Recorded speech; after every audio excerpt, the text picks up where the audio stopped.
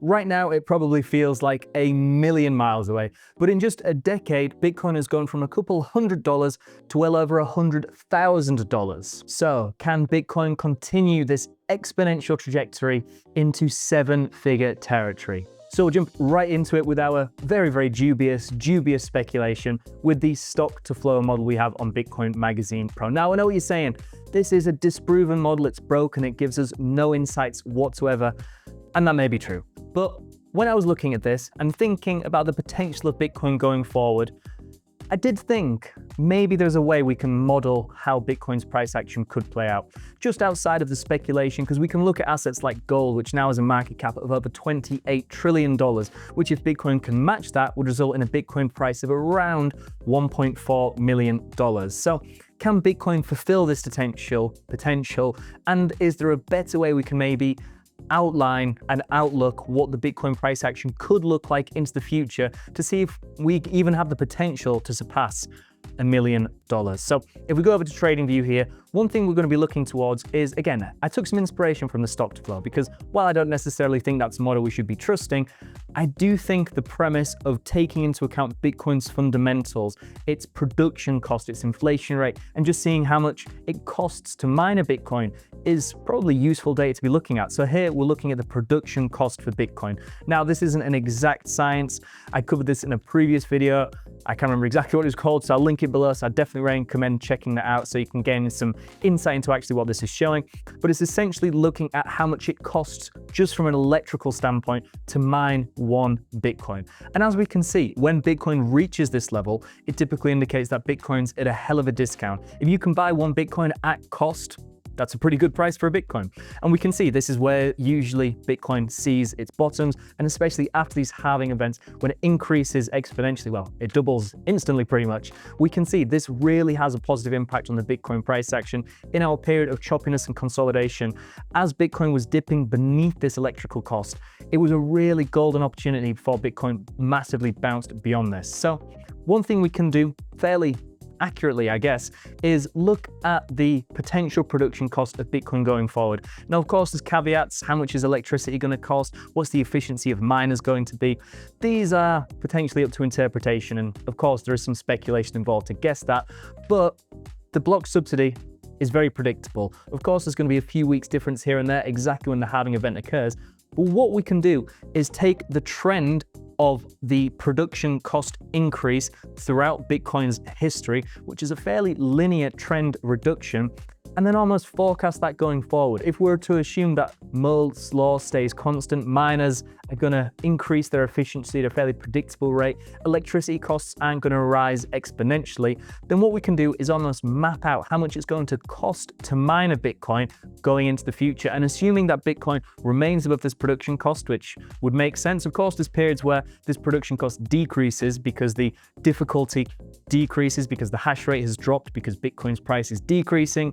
There's a lot of nuances to this, and like I said, it's very dubious speculation. This is almost certainly not going to be an accurate analysis, but what we can see is if we are to follow this trend of diminishing increases in percentile terms in production cost throughout halving events, we can see that by the next halving, currently scheduled at sometime around early 2028, the average cost to mine one Bitcoin is going to be somewhere around $175,000. Now, this might seem ridiculous, but this is following the trend of how Bitcoin has moved throughout its entire history.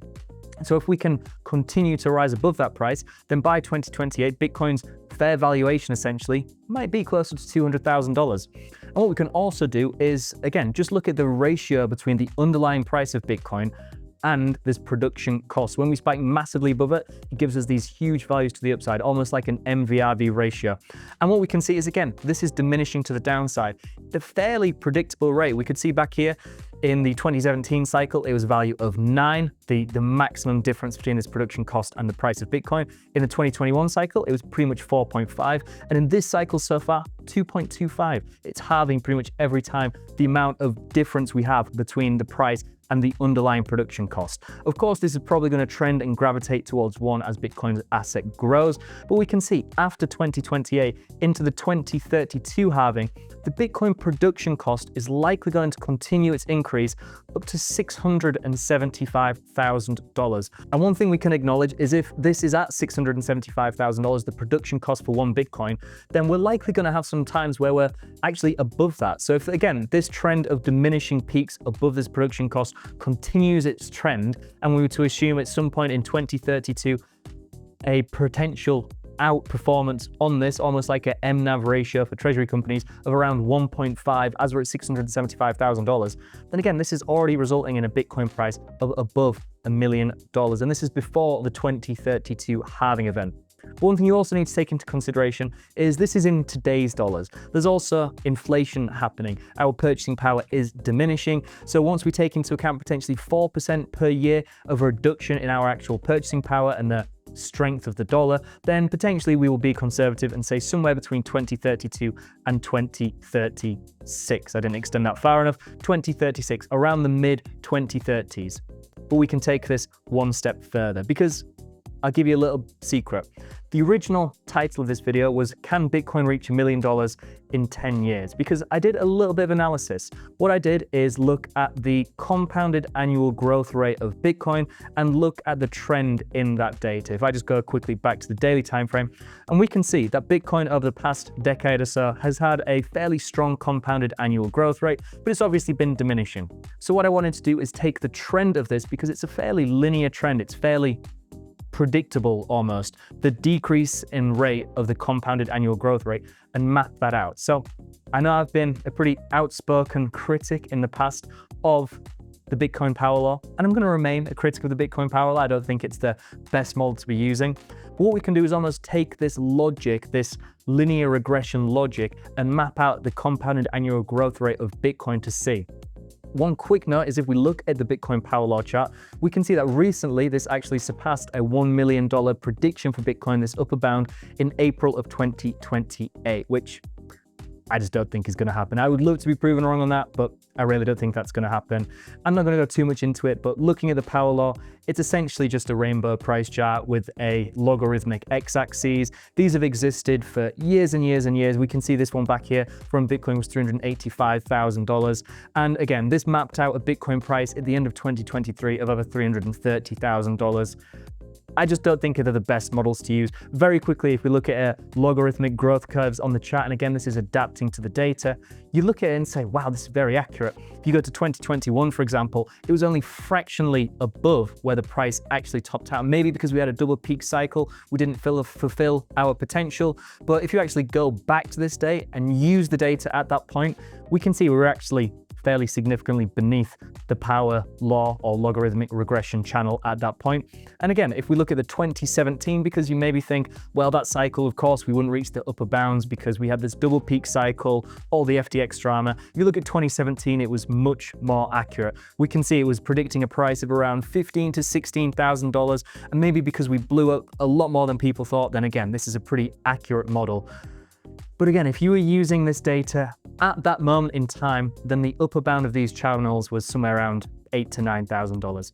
They look really accurate when you can change them based on all the new data coming in. So again, take it with a huge pinch of salt, this type of analysis. But what we can do is look at the compounded annual growth rate and the trend in that to, again, try and map out where Bitcoin could be in the coming years. So like I said, this is a pretty extensive analysis. I did a lot of data analysis into this, but I think you'll also see the flaws in logic of these type of models and analysis. Bitcoin prediction models have lasted for as long as Bitcoin, and we're yet to find one that is accurate. I'm just doing this for fun and seeing if it kind of lines up even remotely to that production cost, which I think is probably the best idea we have right now. So this is using all of the data since Bitcoin first got added to a major exchange on July 18th, Mt. Gox 2010. And we can see mapping out the entire compounded annual growth rate for Bitcoin, that following this, we would surpass $2 million by 2035. I think the exact analysis on this was about 2032, so not a million miles off. But take note of the figures down here. In 25 years' time following this power law analysis, this linear regression analysis, in 25 years, the Bitcoin price would be $20 million. Now, if rather than starting this analysis using data from 2010, if instead you started using the data from 2012, if I just scroll up, you can see it here, then in 25 years' time, the Bitcoin price would only be $6 million. One thing I did notice, however, is using the 2012 data actually gave us the highest actual accuracy, the R value, the R squared value, and this was predicting a Bitcoin price that we'll cover just in a second in the next chart. But again, what we can do is continue this. 2013, if you started the data there, it's only predicting a Bitcoin price in 25 years' time of $500,000. Now, I did this for every single year. I will go through all of them. 2014, $1 million. If I keep scrolling across, 2015, $35 million. So it's not just as Bitcoin is continuing to grow, these are diminishing. You just have to pick the right time, and suddenly it's vastly, vastly different. And all the way here, 2016, $15 million. But what I wanted to do is show this chart because I did this type of analysis 21 days ago. And if we zoom in, we can see on the 10th of October, because I'm filming this in advance, I'm in Amsterdam right now at the Bitcoin conference. If you're not there, why not? And if you aren't there, do tune in to my presentation. But we can see, looking at this analysis, only 21 days ago, we can scroll down and the prediction of when Bitcoin's price would reach $1 million based on the data from 3 weeks ago was the 11th of May, 2035, in under 10 years' time. So that was the point of the video. I did the same analysis today, which is the 31st of October, Halloween. Hope you're having a good one. And if we scroll down again, all the data is very, very similar, but the difference in data, once you actually look at how minute changes can really alter, we can see it's now the 18th of September, 2037. And the difference in prices in these, today it's $109,500, and here it was $113,000. That's all it takes to have a huge divergence in these forecasts and predictions. So do take them with a large pinch of salt. So just to summarize, using the current data that's available with some very dubious speculation, we can potentially forecast Bitcoin to reach $1 million while also factoring inflation sometime in the mid-30s, 2030s that is. But remember, this is not how price action is going to play out. If anyone could predict these markets, they would be very, very wealthy indeed. People have been trying to predict markets since markets were invented. This isn't a Bitcoin specific thing. Look at any market and people have been trying to do this, but no one's been able to do it. And especially certain prediction models definitely seem historically accurate, but that's because they're constantly recalculating based on the new data coming in, like we could see with the linear regression analysis I did just a few weeks apart, and the difference that actually compounds to over multiple years. So when you change the values, like we could again see on TradingView, it seems accurate, but in reality, it's not accurate. These models have existed before and everybody moved on. The same will happen again. All models are going to break at some point. What you really need to do is focus on the real influencing factors of the Bitcoin price action, the supply and demand economics, the on-chain data, the derivatives, maybe some technicals on the lower timeframes, but ultimately the facts and data are what are really influencing the Bitcoin price action, not lines of best fit. And while I do think the production cost methodology is probably one of the more accurate ones, again, it's not going to be true. I'd love to say Bitcoin's going to reach $1 million in the next couple of years. Realistically, I don't think that's going to happen. Just from a personal standpoint, I actually think the mid-2030s is a fairly reasonable expectation. But as I said, rely on data coming in, react, don't predict. And as always, if you like this video, please visit bitcoinmagazinepro.com to check out all the resources that we have there, the indicator alerts, the TradingView indicators, the industry reports, API access, all that good stuff, all for a fraction of the standard industry price. And let me know what your thoughts are below in the comments and on social media. Do you think that Bitcoin does have the potential to reach $1 million, or do you think that maybe that's past us? Maybe Bitcoin isn't going to further this potential. Maybe we're not going to flip gold at any point in the next few decades. As I said, let me know in the comments below. I look forward to reading and replying to them. Thank you all very much for watching, and I'll see you in the next one.